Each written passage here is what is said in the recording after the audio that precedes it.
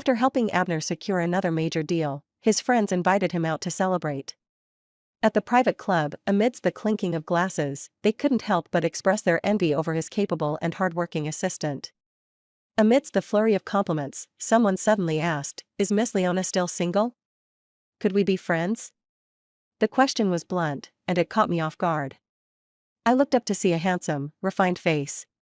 Matthew stepped forward to introduce him. "This is my cousin, Nicky. He just returned from abroad last month." The others began teasing me, saying how well Nicky and I would match.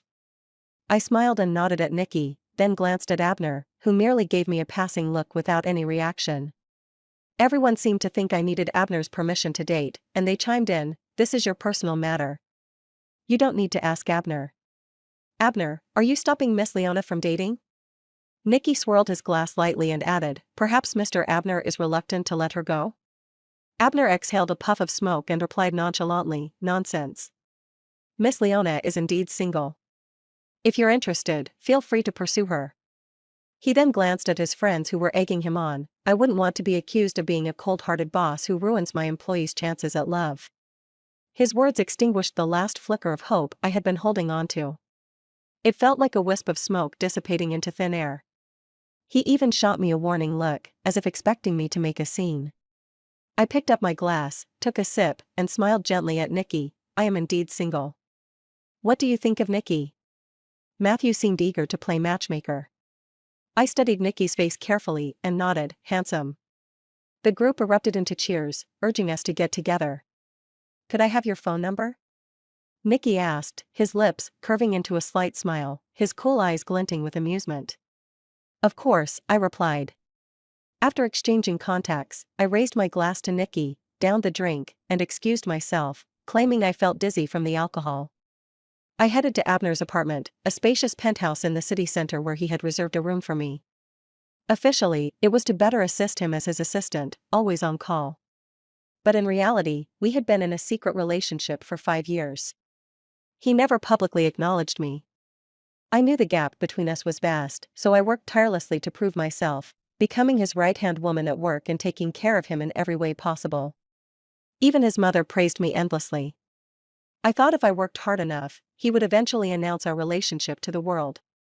But a month ago, I overheard him talking with his friends. Someone joked, "Still waiting for Olive to come back after all these years? You're something else." He sighed wistfully, "What can I do? There's only one Olive in this world. My heart only has room for her." Olive's name was familiar to me, though I had never met her. She had been abroad for years. They called her Abner's first love, the one he cherished but could never have. I thought it was just a joke, but it turned out to be true. Now that Olive is coming back, with her jealous nature, the women around you are in for a rough time. "Ah, I've spoiled her too much," Abner said with a mix of fondness and resignation. "What about Miss Leona? She's your assistant. You can't just fire her, can you?" "Her?" Abner paused, as if he had just remembered my existence. "Miss Leona is young and beautiful. Olive will tear her apart." He shrugged indifferently, "I'll just deal with her when the time comes.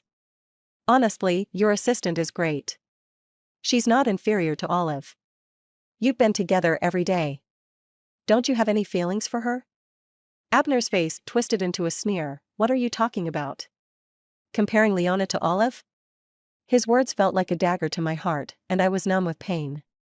I couldn't believe this was the man I had been with for 5 years. I had thought he kept our relationship secret due to family pressure, but the truth was simply that he didn't love me. Our relationship had started by accident. He had been drugged by a spiked drink and ran into me when I went back to retrieve some samples. The drug was potent, and I couldn't resist. When he sobered up and realized it was me, his face was filled with disappointment. "Why you? Did you have anything to do with this?" I was covered in bruises, both physically and emotionally shattered. I cried and shook my head. Reluctantly, he told me to stay by his side, his tone icy. "I don't want anyone to know about us. You'd better behave." 5 years hadn't been enough to warm his heart. I didn't want a man like that anymore. I packed my belongings, which didn't amount to much. A single suitcase was more than enough. Since overhearing that conversation, I had been gradually moving my things out. Only a few seasonal clothes and daily essentials remained. Late at night, I dragged my suitcase back to my own apartment. Perhaps it was the alcohol, but I fell into a deep sleep as soon as I lay down. I woke up at noon, tidied up, and leisurely made my way to the office. The atmosphere in the executive office was tense. Several secretaries stood nervously in the corner, and when they saw me, it was as if they had found a lifeline. "Leona, you're finally here," Phoebe whispered, grabbing my arm. "We couldn't reach you all morning. Mr. Abner is very upset." None of us dared to speak. As soon as she finished, Abner's office door opened. "You knew there was a meeting this morning. Why are you so late?" I walked into his office and gently closed the door behind me. "Mr. Abner, the resort project meeting only requires the heads of both parties. As an assistant, my presence isn't necessary." I had managed most of the company's major projects over the past 2 years, but this time I didn't want to be involved. His expression darkened when he realized I was distancing myself. "Aren't you the project lead? You're the CEO. How could I be the lead?" I shrugged. He sat in his chair, rubbing his temples. "Are you throwing a tantrum? Last night was just a joke. Besides, you seemed quite pleased with it." I chuckled lightly. "Mr. Nicky is indeed my type." I was pleased. "Thank you for introducing him to me. Enough of this. I have something to tell you. You're being transferred to the project department as director, fully responsible for the resort project." Abner thought I didn't know that Olive was returning next week. A few days ago, while fetching his phone, I saw a message from her. "I can't stand that assistant of yours. Get rid of her." This was his way of dealing with me, sending me to a remote project at this critical time. But I wasn't going to let him have his way. "I also have something to tell you. I quit." I pulled a resignation letter from my bag and placed it in front of him. "Sign it." He paused, picked up the letter with 2 fingers, glanced at it, and sneered, "You're resigning? Leona, don't try to threaten me. Last night was just a joke." "Are you really going to make such a big deal out of it? Just a joke? Are you sure? Have you had enough? Resigning? Fine. The company doesn't revolve around you." He quickly signed the letter and tossed it back to me. Behind me, I heard Phoebe's voice. "Mr. Abner, is Leona really leaving?" "But the project." He replied calmly, "Ignore her. She's becoming more temperamental. She'll be back within a week, begging for forgiveness." Over the years, my achievements at the company were undeniable. Securing the resort project was the last thing I could do for him. As I walked out of the company building, I let out a long sigh and blocked all of Abner's contact information. I had finally repaid whatever debt I owed him. I hailed a taxi and headed straight to the airport. I didn't have a destination in mind, I just needed to get away. For over 5 years, my life had revolved around Abner. Apart from sleeping, I had no time for myself. I was exhausted. In the taxi, I booked the next available flight, which departed for City B in an hour and a half. It was a coastal tourist city, completely different from City A, with a warm and humid climate. I spent a relaxing week there. 2 days before returning to City A, I received a call from Salome, one of Abner's business partners. She happened to be vacationing in City B and, upon hearing about my resignation, insisted on meeting up. We arranged to meet at a seaside hotel. Salome's family had significant investments in the south, and half of City B's tourism industry was under her family's control. "Why did you resign? Did Abner mistreat you?" Salome didn't carry the airs of a wealthy heiress. She was straightforward yet thoughtful, the only one who had ever sensed that Abner and I were more than just boss and assistant. I took a sip of juice and smiled. "I'm tired. I could tell you were unhappy, but if you don't want to talk about it, that's fine. You've been gone for a week. Has he reached out to you?" I shook my head. "We've gone our separate ways. There's no reason for him to contact me. Besides, his first love has returned." Olive's return had made headlines. Abner had personally gone to the airport with a group of friends to welcome her, making a grand spectacle. My disappearance at this time suited him perfectly. "Olive? She's quite something, but Abner is blind. He'll regret it," Salome said with a meaningful smile. "Let's talk about the future. What are your plans? Why not come work for me?" Name your terms. Salome had often joked about hiring me during our previous interactions. I felt a bit guilty about her generous offer and told her I hadn't made any decisions yet. She waved it off, no worries. Just think of me as a friend. She glanced at the beach nearby and urged me to go swimming. I admitted I couldn't swim. No problem. We have swimming coaches here. They're fit and charming, much more interesting than Abner. It's time you tried something new, she teased with a mischievous grin. As I changed into my swimsuit and prepared to head out, Salome's phone rang. She answered and stood up, waving toward the distance. Nikki, over here. Following her gaze, I saw a tall figure who looked somewhat familiar. What a coincidence. Nikki is also from City A. Let me introduce you. As he approached, I realized it was indeed Nikki. He didn't seem surprised to see me, and nodded. We meet again, Miss Leona. He was dressed in a suit, while I was in a bikini. The atmosphere felt awkward, so I quickly threw on a beach dress. What a coincidence, I said. It had only been a little over a month since he returned, yet we had crossed paths multiple times. The celebration for Abner's success wasn't our first meeting. I learned that Salome, Nikki, and Matthew were cousins. The rich only associated with the rich, such was the world. Seeing that we knew each other, Salome pushed me toward Nikki. I have a task for you. Leona can't swim. Teach her. With pleasure, Nikki replied. Sports have always been my weak spot, and I have no foundation in swimming. Nikki first taught me the easiest stroke, the breaststroke. After explaining the key points, we started practicing the basic movements, a breath and a kick. So, under his guidance, I practiced in the shallow water for over an hour. By the end, I was a bit tired and, in my exhaustion, I lost my balance and accidentally went under. I swallowed some water. He lifted me out of the water, and I lost my footing, crashing into him. In a panic, I instinctively wrapped my arms around his neck. Our bodies pressed together.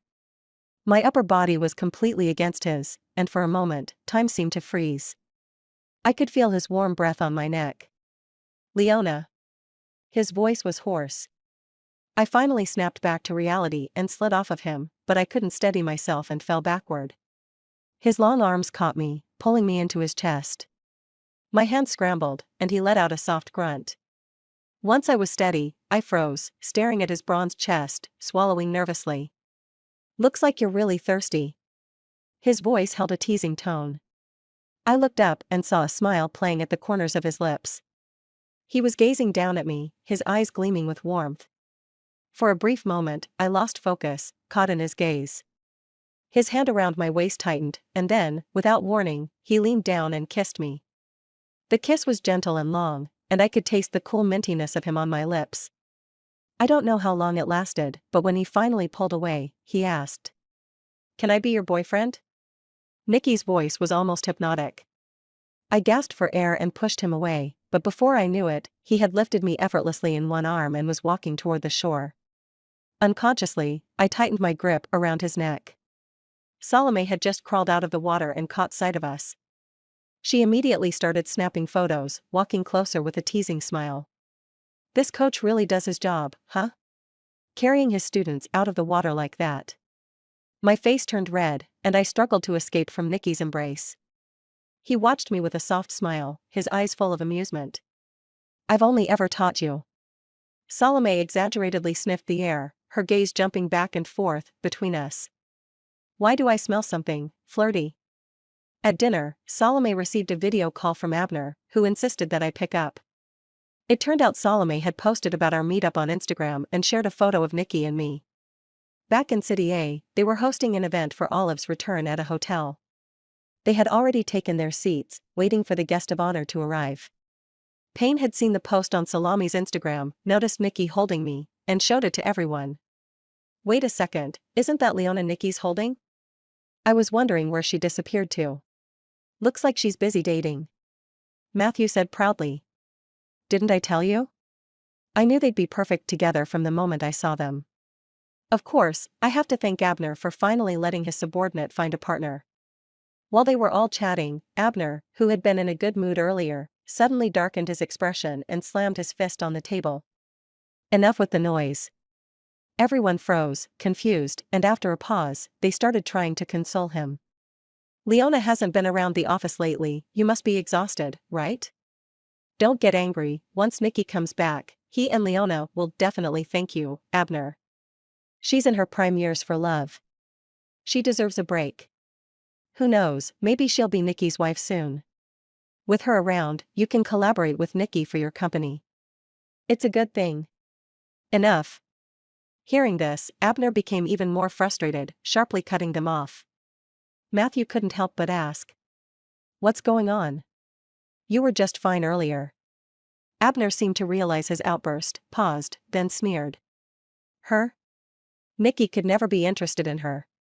Matthew laughed and countered. You don't know, do you? Nikki's had his eye on Leona for a while. You think he suddenly came back to the country for nothing? If you've got a first love, I can see why you wouldn't think much of Leona, but we all think she's beautiful and capable. Exactly. I used to think you and Leona were a couple, so I never made a move. If I had known, I'd have gone for her first.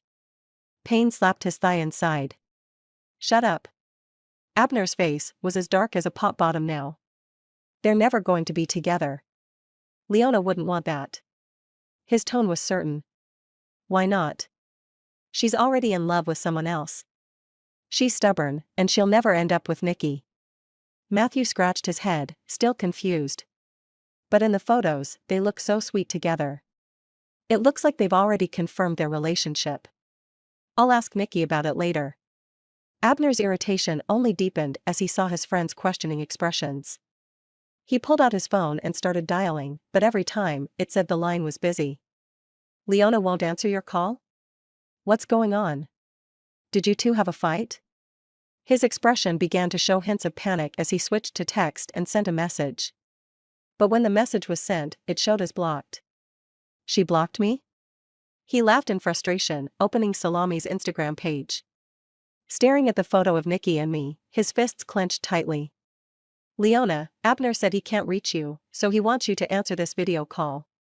Salome handed me the phone, but I waved my hand, indicating I didn't want to. I have nothing to say to him. When you're completely tired of someone, you lose any desire to communicate. That's how I felt about Abner right now. As I spoke, Nikki placed a large shrimp he had just peeled onto my plate. This shrimp tastes great, try it. Salome pointed the camera at Nikki and me, then put her phone down after a moment, looking at Abner's face on the other side of the call with a helpless smile. You saw it. It's not that I'm not helping you, it's just that Leona doesn't want to talk. I can't force her. If you want something, tell me, and I'll pass it on. Huh. From the phone came Abner's familiar cold grunt. His voice wasn't loud, but it was firm. Tell Leona to pick up. Salome chuckled lightly. Then I guess you'll have to wait until Leona returns to City A to talk to her yourself. I'm not getting involved. With that, she hung up. A few minutes later, my phone rang. It was Matthew. When I answered, I saw Abner's face, and Matthew stood behind him, explaining. He took my phone. Having worked with Abner for over 5 years, I got along well with his friends. Since I'd be returning to City soon, there was no need to block them just because of Abner. Even if I hung up Matthew's phone, he'd use someone else's. Since I couldn't avoid it, I might as well see what he wanted so urgently. Alright, what is it? You need to come back to the office tomorrow.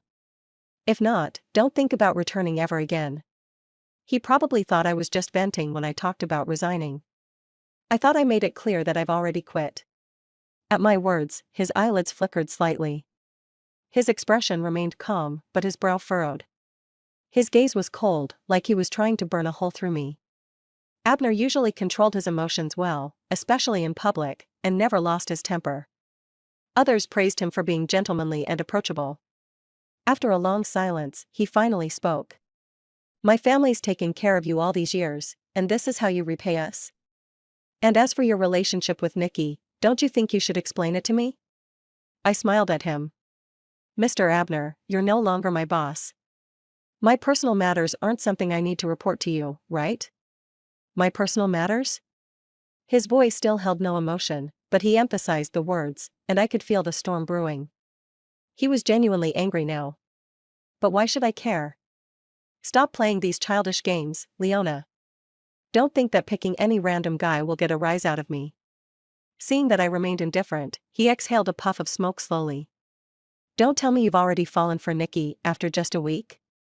I didn't want to waste any more words on him and was about to end this unpleasant conversation. If there's nothing else, I'm hanging up now. Who do you think you are for him to notice you? Are you that dumb? Just then, a girl appeared behind him. She was slim, with long hair cascading down her shoulders. She looked both pure and charming, her face radiating a naive innocence. She must be his first love, Olive. Olive's calm and gentle face made it hard not to like her. You'd want to be close to her, but unfortunately, I knew exactly what kind of person she was. She stepped behind Abner's chair, leaned down, and wrapped her arms around his neck. Abner, who are you video chatting with? Her voice was sweet. Abner turned his head and replied softly. Just a subordinate. The moment he saw Olive, he went out of his way to distance himself from me. She looked up at me and smiled. I know you. You're the poor girl that Abner's mom sponsored, right? I heard you had a falling out with him because you wouldn't leave his side? It's all my fault. I wanted to stay close to him and learn from him, so I had no choice but to make you the project director. Her voice was soft and innocent, but the pride and satisfaction in her eyes were hard to conceal. That's not true. My resignation was a well-thought-out decision. Ah, that's a shame. I thought we'd be working together at the company. She pouted, shaking Abner's arm playfully. Everyone says Leona's smart and capable. Why would she resign as soon as I show up? Does she have a problem with me? Your mom's been so nice to her, yet she's in such a hurry to leave his group. When I was in 8th grade, my parents passed away in a car accident, and I became an orphan. Shortly after, Abner's mother, who was involved in charity work, started sponsoring students in need. My homeroom teacher put my name forward. I was fortunate to receive her sponsorship and even had the honor of attending a reception as a representative of the impoverished students. At the meeting, she was pleased with my performance and asked if I'd like to work for her company in the future. I was deeply grateful to her, so of course, I nodded enthusiastically. From 8th grade to after the college entrance exams, she helped me with my living expenses, lifting all my worries. I've always remembered her kindness, which is why I humbly stayed by Abner's side for 5 years. I wonder if my mom ever regrets it. Abner chuckled coldly as he said this. He and Olive deliberately brought up the topic of my sponsorship in front of everyone, indirectly insinuating that I'm now resigning and distancing myself from Abner, painting me as an ungrateful person. I looked at Abner and said seriously. Your mom helped me when I was at my lowest, and I've always been grateful. That's why I've given my best at work. She sponsored me for 5 years, and I worked for the company for 5 years. How much I've contributed, what achievements I've made, everyone knows. Sometimes, in order to secure a project, I've worked day and night on research and proposals, even collapsing from exhaustion a few times. The total profit from the projects I've managed over the years has reached over 10 billion. If anyone insists on calculating how much I owe them, I've already repaid it long ago. But Abner didn't plan to give up. So, Leona, you're cutting ties with me now, are you? Heh, your family sponsors her for 5 years and expects her to work for you for the rest of her life? Nikki had been standing behind me for who knows how long. Hearing Abner's words, he walked over and took my phone from my hand. Shall we settle the score properly? Seeing Nikki, Abner's face darkened. They locked eyes for a moment before Abner suddenly smirked. This is between Leona and me. It doesn't concern Mr. Nicky. Mr. Nicky seems so concerned about my assistant, but she might not even be interested in you. You haven't confirmed your relationship, have you? Nicky glanced at me with a hint of grievance in his eyes. I hadn't agreed to him earlier, and I felt a bit guilty. I nervously started to scratch his palm, but he quickly held my hand. He smiled and said, That's because she wants to test me a little longer. And besides, she's already resigned. Please don't cling to her and force her to keep working for you. Abner's face darkened with anger. He mocked. She's just being stubborn. Once she calms down, she'll definitely come back to you. Also, she has someone else in her heart. Even with all your wealth, Nicky, you won't win her heart. Even if she agrees to be with you, it'll just be to use you. Nikki remained unruffled. If she wants to use me, I'm more than happy to cooperate. What I'm worried about is that someone might want to be used but won't have the chance. After a long silence, Olive looked at Nikki, pointed at me, and questioned. How could you like someone like her? You don't even know her. If he doesn't like her, then does he like you? Nikki cut her off with a mocking tone. I told you already, go look in the mirror after you pee. Before she could respond, Nikki ended the video call and turned off my phone. After doing all this, he turned and scooped me up in his arms. Do you want to use me? I'll cooperate willingly. I rested my head on his shoulder, feeling both speechless and shy, asking him to put me down. Then you agree to be my girlfriend. I was stunned. It was happening so fast, and I wasn't sure how to react. He noticed my hesitation, set me down, and became serious. Don't you think we're really meant to be? The world is so big, full of so many people, and yet we always keep running into each other. Even when we came to be city, one right after the other, it must be fate. Nikki had been studying and starting a business abroad for many years, and he had only returned to the country 2 months ago. But even before his return, we had crossed paths multiple times. In my junior year of university, I went to Country C as an exchange student. During an off-campus activity, I met Nikki for the first time. I was there with a friend at a gathering, and he happened to be a friend of a friend. At that time, we only had a passing impression of each other. 3 years ago, I went to an industrial expo as a company representative, and his company was also an exhibitor. We ended up talking a lot due to industry-related topics. Later, when I traveled and did business research abroad, we kept running into each other, always sharing a knowing smile when we met. Small world. So, by the time I saw him again at Abner's celebration banquet, I was no longer surprised. If you think it's too fast, we can just define our relationship for now. The rest can develop slowly. Nikki reached out, pulling me into his embrace, his gaze soft and affectionate. Besides, we've known each other for quite a while now. I calculated it, it's been 7 years, Leona. Will you give me a chance? Even if you really want to use me, then use me. I'm more than willing. Looking at the sincere expression on his face, I felt warmth spread through my chest. I stood on my tiptoes and gently kissed his lips. I agree. I'll give you a chance. Really? His eyes sparkled with surprise. Without another word, he swept me off my feet and carried me out of the restaurant. By the time I came to my senses, he had already carried me into his room and placed me onto the couch. Let's continue. Huh? What? Before I could finish speaking, he leaned down, one hand supporting my waist, the other gripping the back of my head, pulling me in tightly. I stared at him blankly, my mind empty.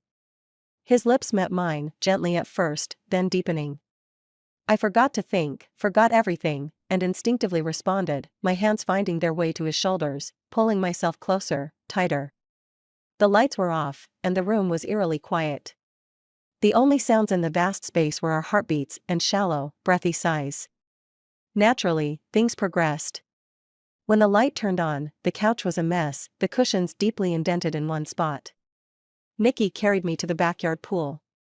Every suite in this hotel had its own little courtyard, each with a small pool. Do you still want to learn to swim? I quickly shook my head to refuse. My legs are sore. Oh, then shall we do something else? He leaned in, covering me. From a distance, the sounds of people laughing and playing could be heard, a gentle breeze rustling the trees, the sky sparkling with stars. 2 hanging lights near the corridor swayed lightly in the wind, casting moving shadows on the ground. The next morning, when I entered the dining room, Salome was already there, eyeing me with a playful, suggestive look. It seems like the coach did a great job. Just one day, and your complexion's already glowing. Stop teasing her. It took me forever to win her over. Salome shot Nikki an exasperated look. You're lucky. You two disappeared last night, leaving me all alone, like a lonely old woman. Then you come in here this morning, flaunting your relationship in front of me. Are you trying to rub it in that I'm still single? Nikki chuckled, teasing her back. So, how's that college guy you were dating? Should I bring him along to hang out? Salome had a thing for younger guys, especially those in their early 20s. She always said they hadn't entered the workforce yet, had little life pressure, and were less materialistic. They also had plenty of free time and knew how to flatter her. She just needed to invite them out for a meal, buy them some nice clothes, and they'd happily provide her emotional support. Don't even mention him. He graduated this year. According to her usual routine, when her boyfriends graduated and started working, she'd come up with some excuse to break up with them.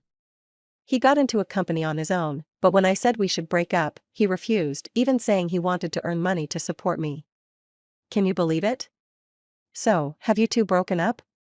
Salome never revealed her true identity in relationships. She never talked about her family or business and dressed in low-key brands, so people only thought she was a moderately successful woman in her career. Her current boyfriend was a computer science major who joined a top internet company in City C right after graduation. He didn't want to break up. Last night, he even transferred me his first month's salary, leaving himself with only 4,000 yuan for living expenses. She looked conflicted, her confusion mixed with a hint of sweetness. I could tell she was a little pleased by this, despite the complicated emotions she was feeling. Why not just follow your heart? If you like him, go find him. But I've been lying to him from the start. Everything's a lie, even my name and age. When she saw our shocked expressions, she seemed a bit guilty. I just wanted to have some fun. Never mind, I'll break up with him. Nikki chuckled lightly. When did you become so soft? Like you said, worst case scenario, you break up, and that's all. Salome turned to me, and I encouraged her. Go for it. Life's too short for regrets. She hesitated for a moment, then seemed to make up her mind. Okay, I'll go. This afternoon. After Salome left, Nikki and I stayed for another week. Under his close guidance, I finally learned a few swimming strokes and could swim decently.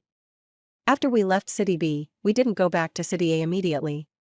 Instead, we traveled abroad, taking a month to visit all the places where we had met. Actually, when I met you for the second time, you bumped into me while holding a bouquet of plum blossoms, and that moment I just fell for you. I asked for your contact info, and after I got back, I tried to find an opportunity to visit your school secretly, but my calls wouldn't go through. I asked around and found out that you had already gone back to your country. He smiled helplessly. I was in the middle of a crucial stage in my startup, so I gave up on the idea for a while. Years later, I ran into you again. By then, you were with Abner, right? I had to suppress my feelings again. I looked at him, puzzled. How did you know I was with him? He sighed softly. Leona, you can't hide love. We met at the expo, and I accidentally saw you on the phone. The way you looked and spoke, I could tell you were in love. Later, when I asked you who you were talking to, you said it was your boss, Abner. I touched my cheek and widened my eyes. Was it that obvious? You didn't eavesdrop, did you? Why is it that everyone else didn't notice, but you did? It's simple. I loved you too, so I was sensitive to everything about you. I thought I'd never get you in this lifetime. He reached out and held me. Until a couple of months ago, I was chatting with Matthew, and he casually mentioned that you and Abner were just boss and employee. Suddenly, I felt a pang of pity. You clearly cared for him so much, but he treated you like this. I decided then and there to do whatever it takes to win you over. So, you came back to the country just for me? When I looked at him skeptically, he took my hand. Don't doubt it. It was for you. Every time we met after I came back, I made it happen on purpose. When Nikki and I were kissing passionately on the street, a reporter snapped a photo of us, and it went viral on international social media. Foreign media outlets were all asking who this girl was. Marketing accounts quickly picked up the story and posted it on domestic social platforms. Our kissing photos flooded Weibo. The large headlines took up the most prominent spots. #Nikki. #Nikki's girlfriend. These two hashtags dominated the top of the trending list, and even though Nikki was still abroad, his popularity didn't seem to diminish. Rumors had always painted Nikki as distant and mysterious. After graduation, he didn't return to inherit his family's business. Instead, he started his own high-tech company without using any family resources, and the company was now worth over 100 billion. Despite his success, no gossip about his relationships had ever surfaced. In the reporter's photos, he was always surrounded by colleagues or business partners. Now everyone was guessing who I was. As soon as we landed in City A and walked out of the airport, a crowd of reporters rushed toward us, surrounding us. "Mr. Nicky, could you please introduce this young lady? Is she your girlfriend?" Just as the bodyguards were about to disperse the reporters, Nicky stopped them. He wrapped his arm around me and confidently walked up to the crowd. "Let me formally introduce her. This is my girlfriend, Leona. Do you two have any future plans together?" Nicky looked at me tenderly. Proposal, engagement, marriage, growing old together. This was the first time the media had seen such an open Nicky, and the reporters were buzzing with excitement, all speculating about my background. Someone quickly recognized me. "Wait, isn't this Leona from Abner's company?" "Yeah, I thought she looked familiar. This is the first time I've seen her wear such a bright color. Didn't recognize her at first. Back when I worked at the company, I was always the diligent, serious Leona, always dressed in dark professional attire. This was the first time I was in a light blue dress, with my hair in soft golden curls, appearing in front of the public. Did you take time off for this romance?" I took the microphone from the reporter and explained. "Actually, I've already resigned. But last time, Mr. Abner said you were just on leave." I didn't know Abner had announced that I was on leave. "Did you resign because of Olive?" "No, it's just that I have a new career plan." The day after I returned, Abner's mother, Stacy, said she hadn't seen me in ages and missed me. Since her birthday was coming up, she invited me to join the celebration. It's just a regular birthday, with a few of my close friends and some younger folks. You'll recognize most of them. I had always respected her and considered her family. Regarding my resignation, I had planned to explain it to her when the right moment came, so I picked out a gift and went alone. Nicky was supposed to come with me, but I stopped her. "I can handle this myself." She was just as gentle and kind as before. As soon as she saw me, she pulled me to her side, asking me to help welcome the guests. Her friends immediately teased me when they saw me. "Who is this?" "Stacy, when did you meet such a beautiful girl?" "I've never seen her before." Stacy pulled me over to introduce. "This is Leona, someone I helped back in the day. She's really grown into such a beauty, don't you think? Hard to recognize, right?" One of her friends eyed me carefully. "Are you keeping her around as a daughter-in-law?" Stacy glanced at me and replied. "That brat Abner is the only one who can't be controlled by anyone except Leona. I wouldn't trust anyone else as my daughter-in-law." She said this and had the servant call Abner over. Abner walked in with his head down, looking much more worn out than usual. As soon as Stacy saw him, she scolded. "Why aren't you over here apologizing to Leona? You nearly lost such a great daughter-in-law." The others gathered around and comforted me. "Leona, don't be mad. Men mature late. Now that Abner realizes his mistake, why don't you give him a second chance?" Abner, too, changed his usual attitude, silently standing by my side. They really are a perfect match. It feels like it's been over 10 years already. The first time I saw her, she was just this tiny, delicate girl. "You could hardly help but feel protective," Stacy said nostalgically, wiping away a tear. Her friends quickly comforted her. "Although she had a tough childhood, she met you, and you've treated her like your own daughter. Look at her now, beautiful, graceful, and standing next to Abner, they make the perfect couple." They all turned to look at me expectantly. I sighed and explained. Meeting Stacy has been a huge blessing in my life. Thanks to her financial support, I was able to attend college. But as for Abner, we're just friends. We both have other people in our lives, so I'm afraid I'll disappoint you." Stacy patted my hand gently. "He knows he was wrong. You can see how guilty he looks. Please give him a chance to make things right." Everyone else chimed in, saying men mature late and I should be more understanding. Abner looked downcast, his face pale. He quietly begged me. "Olive, I'll fix everything." I silently sighed in my heart. If I rejected him outright, I'd come off as heartless. I scanned the room. Aside from Stacy's friends and the younger generation, there was only me, Abner, and two of her friends' sons I hadn't met before, Payne and Matthew. Olive wasn't there. I pulled out my phone, took a few photos, and posted them on Instagram.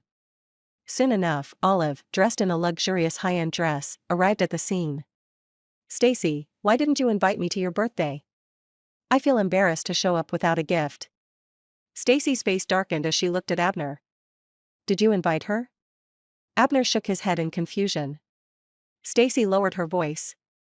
"You've caused this mess, now you handle it. Get her out of here. Are you not welcoming me? I remember when I was little, you were so fond of me. Now you don't like me anymore? I just remembered, it was when my family had power, and your company depended on us." Olive had returned because her family's funds had dried up, and they were on the brink of bankruptcy. They couldn't afford to maintain her extravagant lifestyle abroad. Her friends had all distanced themselves, and now she had realized that Abner was the only one who had remained loyal.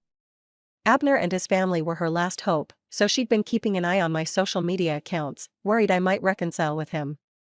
I posted something on Instagram, and within half an hour, she showed up. Stacy smiled awkwardly. "Not at all, you're always welcome. Please, have a seat." Olive didn't hesitate and squeezed past me to sit next to Stacy. My phone rang just then, and I took the opportunity to make an excuse and leave early.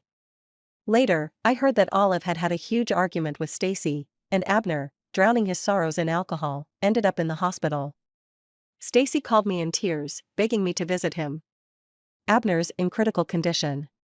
He keeps calling your name, Leona. Please, come see him."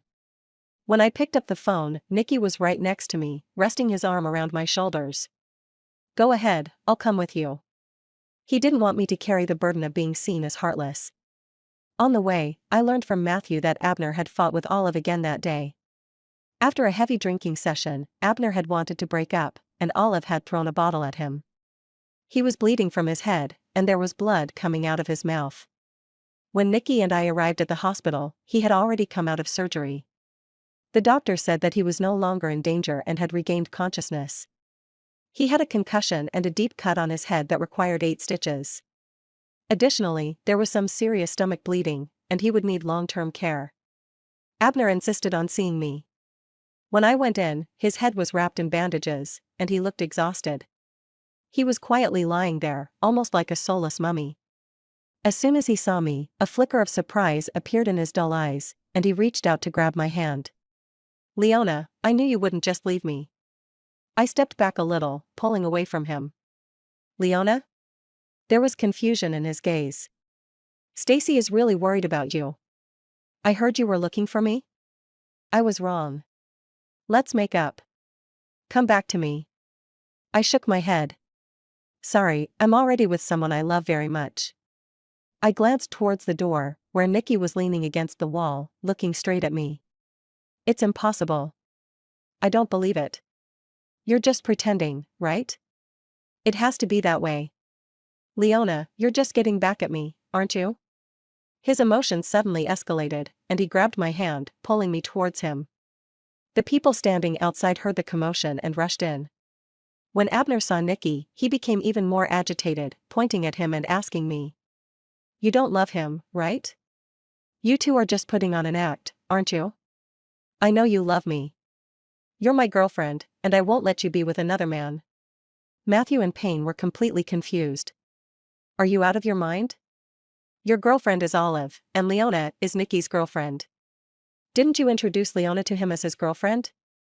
Have you forgotten?" Abner's face instantly turned pale, and he shook his head, shouting, "No, no, you don't know. Leona and I were in a relationship for 5 whole years." Matthew was speechless. "How is that possible? Have you lost your mind? You two were co-workers for 5 years, not in a relationship for 5 years. Also, Leona is Nicky's girlfriend now, and they're about to get engaged. Don't say things like that. I'm not wrong. You don't know the truth." Matthew, seeing that Abner wouldn't believe him, took out an invitation. Abner looked at the invitation and suddenly burst into laughter. "Marriage? Leona, you haven't broken up with me and now you're marrying another man?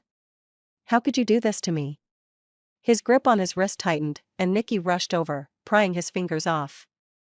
I rubbed my sore wrist, feeling confused. Mr. Abner, I don't understand what you're saying.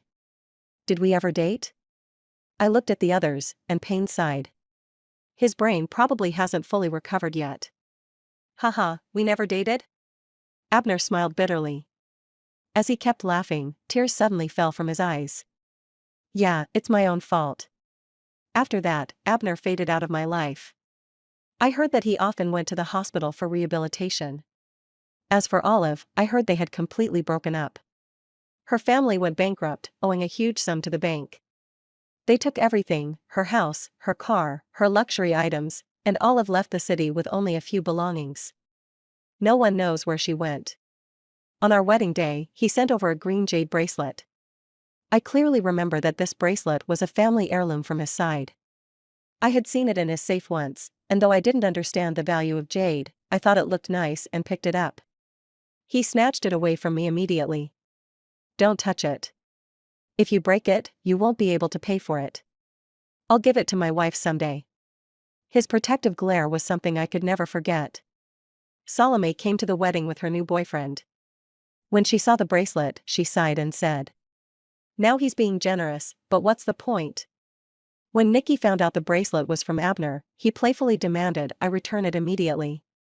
"I'll buy you whatever you want, but don't accept gifts from him." I smiled, placed the bracelet back in its box, and returned it to the person who had brought it. "I appreciate the gesture, but it's too valuable. I can't accept it." After the wedding, while seeing the guests off, I saw a lonely figure standing in the distance. It looked like him, but I didn't pay much attention. What's in the past should stay in the past. I have someone far more worth cherishing now. There's a brighter future ahead of me. The end.